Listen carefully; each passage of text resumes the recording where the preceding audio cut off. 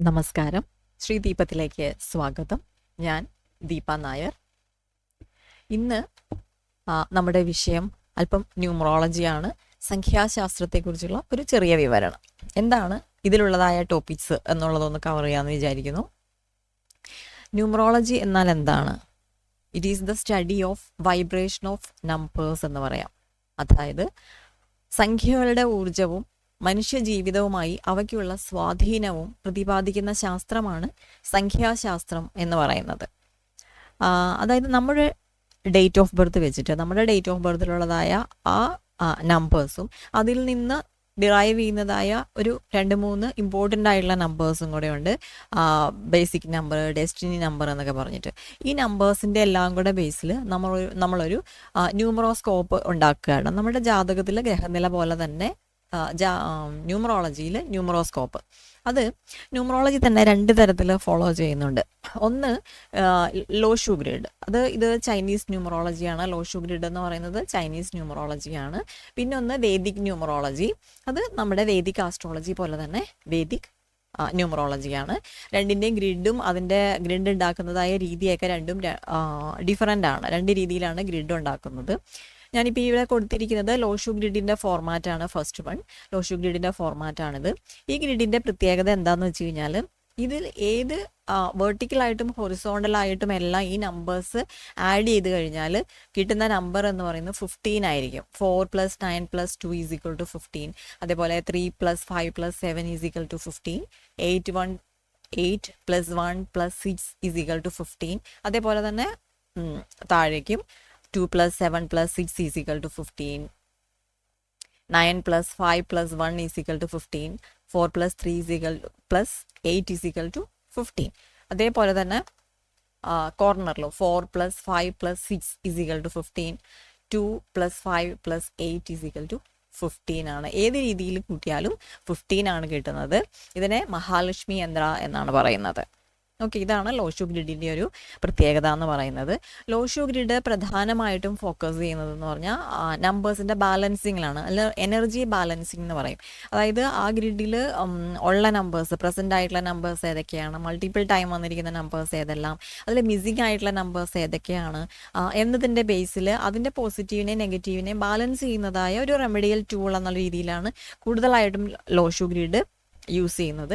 ഇതിൻ്റെ prediction method എന്ന് പറയുന്നത് പേഴ്സണൽ ഇയർ വെച്ചിട്ടുള്ള പ്രഡിക്ഷനാണ് കൂടുതലും.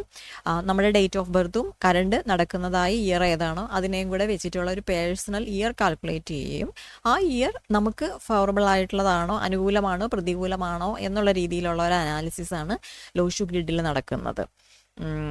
അതേപോലെ വേദിക് ഗ്രിഡ് എന്ന് പറഞ്ഞു കഴിഞ്ഞാൽ വേദിക് ഗ്രിഡിൻ്റെ ഫോർമാറ്റാണ് ഇവിടെ കൊടുത്തിരിക്കുന്നത്.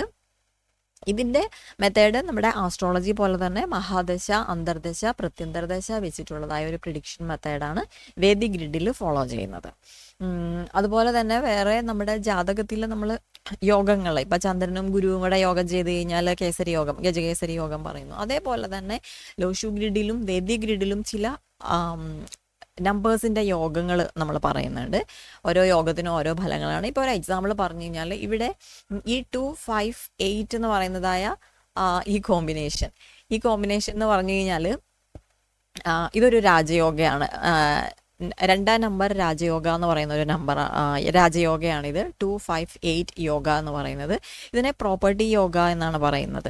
അതായത് 2, 5, 8 എന്ന് പറയുന്നതായ കോമ്പിനേഷൻ ഒരാളുടെ ചാർട്ടിൽ ഉണ്ടെന്നുണ്ടെങ്കിൽ അവർക്ക് ഒന്നിൽ കൂടുതൽ വീടുകൾക്കുള്ളതായ യോഗം ഉണ്ടായിരിക്കും. അതുപോലെ കൂടുതൽ പ്രോപ്പർട്ടീസ് ഉണ്ടാക്കാനുള്ള യോഗം.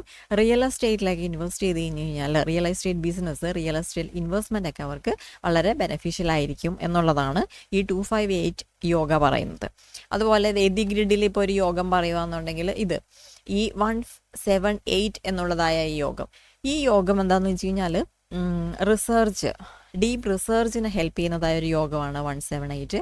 അതേപോലെ ഒക്കൽട്ട് ഫീൽഡിലുള്ള ആളുകൾക്ക് വളരെ ബെനഫിഷ്യൽ ആയിട്ടുള്ള യോഗമാണ്. അതായത് അവർക്ക് ഇൻഡ്യൂഷൻ പവർ കൂടുതലായിരിക്കും എന്നാണ് പറയുന്നത്. അതുപോലെ ഇതിനെ വാക്സിദ്ധി യോഗ എന്നും പറയും. അതായത് ഇവർ പറയുന്ന കാര്യങ്ങൾ സത്യമായിരിക്കും എന്നർത്ഥം. അതാണ് 1, 7, 8 യോഗ വന്നാലുള്ളതായ ഫലം. ഒരു എക്സാമ്പിൾസ്, യോഗത്തിൻ്റെ ഒരു എക്സാമ്പിൾ പറഞ്ഞതാണ് ഞാൻ. അതേപോലെ നമ്മൾ ഈ ചാർട്ട് ക്രിയേറ്റ് ആക്കുമ്പോഴേക്കും 2 നമ്പേഴ്സിന് ബേസിക് നമ്പർ ഡെസ്റ്റിനി നമ്പർ. 2 നമ്പേഴ്സിന് വളരെ പ്രാധാന്യമുണ്ട്. ബേസിക് നമ്പർ എന്ന് പറഞ്ഞാൽ അതിനെ പേഴ്സണാലിറ്റി നമ്പർ എന്നാണ് പറയുന്നത്. നമ്മുടെ പേഴ്സണാലിറ്റിയെ സൂചിപ്പിക്കുന്നു. ഡെസ്റ്റിനി എന്ന് പറഞ്ഞു കഴിഞ്ഞാൽ ലൈഫിൻ്റെ ഡയറക്ഷനെ സൂചിപ്പിക്കുന്ന നമ്പറാണ്. ഇതെങ്ങനെയാണ് ഈ ഗ്രിഡ് ഉണ്ടാക്കുന്നത്, ഈ പേഴ്സണാലിറ്റി നമ്പറും ഡെസ്റ്റിനി നമ്പറൊക്കെ എങ്ങനെയാണ് കാൽക്കുലേറ്റ് ചെയ്യുന്നതെന്നുള്ളത് നമുക്ക് അടുത്തൊരു വീഡിയോയിൽ പറയാം. ഇതേപോലെ ഈ ഗ്രിഡിൻ്റെ, ഈ നമ്പേഴ്സിൻ്റെ എല്ലാം ബേസിൽ നമ്മൾ ഗ്രിഡ് ഫോം ചെയ്യുകയും അതിലുള്ള നമ്പേഴ്സിൻ്റെയും ആ യോഗാസിനെയൊക്കെ ബേസ് ചെയ്തുകൊണ്ട് ഇവരുടെ സ്വഭാവം, അവരുടെ കഴിവുകൾ, അവരുടെ ദൗർബല്യങ്ങൾ, അവർക്ക് അനുയോജ്യമായ മേഖലകൾ ഏതൊക്കെയാണ്, ജീവിതത്തിലുള്ളതായ അവസരങ്ങൾ, പിന്നെ അവരുടെ ആ ജീവിതത്തിലെ ലക്ഷ്യം എന്താണ്, ജീവിതത്തിൻ്റെ വിധി അല്ലെങ്കിൽ ലക്ഷ്യം, അവരുടെ ഡെസ്റ്റിനി എന്താണ് എന്നിതിനെയൊക്കെയാണ് ഇവിടെ സൂചന തരുന്നത് നമുക്കൊരു ന്യൂമറോളജി പർപ്പസിൽ നോക്കുമ്പോഴേക്കും. ഇപ്പോൾ ഞാൻ പറഞ്ഞു ബർത്ത് നമ്പർ ആണ് ഡെസ്റ്റിനി നമ്പർ എന്ന് പറഞ്ഞു. ഇപ്പോൾ ബർത്ത് നമ്പർ ഒരു 1 വരുന്ന ആളാണ്, ഡെസ്റ്റിനി നമ്പർ ഒരു 9 വരുന്ന ആളാണെന്ന് വിചാരിക്കും. ഫോർ എക്സാമ്പിൾ 1-9 കോമ്പിനേഷൻ എന്ന് പറയും അതിന്. ബർത്ത് നമ്പർ ഡെസ്റ്റിനി നമ്പർ 1-9 കോമ്പിനേഷനാണ് അതിന് പറയുന്നത്. ഇങ്ങനെ ഒരു കോമ്പിനേഷൻ വന്നാൽ അതിനർത്ഥം എന്ന് പറയുന്നത് അയാളൊരു അതോറിറ്റേറ്റീവ് ആയിട്ടുള്ള ആളായിരിക്കും, നല്ലൊരു അധികാര പൊസിഷനിൽ എത്താൻ കഴിവുള്ള ഒരു ആളായിരിക്കും. അയാൾ കുറച്ച് അഗ്രസീവ് ആയിട്ടുള്ള ആളായിരിക്കും, ഒപ്പം കുറച്ച് ഹ്യൂമാനിറ്റേറിയനും കൂടി ആയിരിക്കും, കുറച്ച് മനുഷ്യത്വമുള്ള ഒരാളായിരിക്കും എന്ന് പറയാം അവരുടെ നേച്ചർ എന്ന് പറയുന്നത്. അതുപോലെ അവരുടെ ലൈഫിൽ അവർക്ക് സക്സസ് ആവാനായിട്ട് സാധിക്കും എന്നുള്ളതാണ്. അവരുടെ എഫേർട്ടിലൂടെ അവർക്ക് സക്സസ് ആവാനായിട്ട് സാധിക്കും എന്നാണ് പറയുന്നത്. നല്ല ലീഡർഷിപ്പ് ക്വാളിറ്റീസ് ഉണ്ടായിരിക്കും. അതേപോലെ അവർ ആക്ഷൻ ഓറിയൻറ്റഡ് ആയിട്ടുള്ള ആളുകളായിരിക്കും, പ്രവൃത്തിയിൽ വിശ്വസിക്കുകയും നല്ല ഹാർഡ് വർക്ക് ചെയ്യുകയും ചെയ്യുന്ന ആളുകളായിരിക്കും എന്നുള്ളതാണ് 1-9 കോമ്പിനേഷൻ ബർത്ത് ആൻഡ് ഡെസ്റ്റിനി ആയിട്ട് വന്നു കഴിഞ്ഞാൽ. അതായത് രാജാവും സൈന്യാധിപനും കൂടെ കൂടുന്നു എന്ന് പറയുന്നത്. 1 എന്ന് പറയുന്ന രാജാവാണ്, 9 എന്ന് പറയുന്നത് സൈന്യാധിപനാണ്.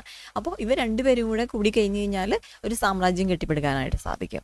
അതുതന്നെയാണ് 1-9 കോമ്പിനേഷൻ ഒരാളുടെ ലൈഫിൽ വന്നു കഴിഞ്ഞാൽ അയാൾ എഫേർട്ട് എടുത്തു കഴിഞ്ഞാൽ ഉറപ്പായിട്ടും അവരുടെ ലൈഫിൽ സക്സസ് ഉണ്ടാക്കാനായിട്ട് സാധിക്കും എന്നുള്ളതാണ് സൂചന തരുന്നത്.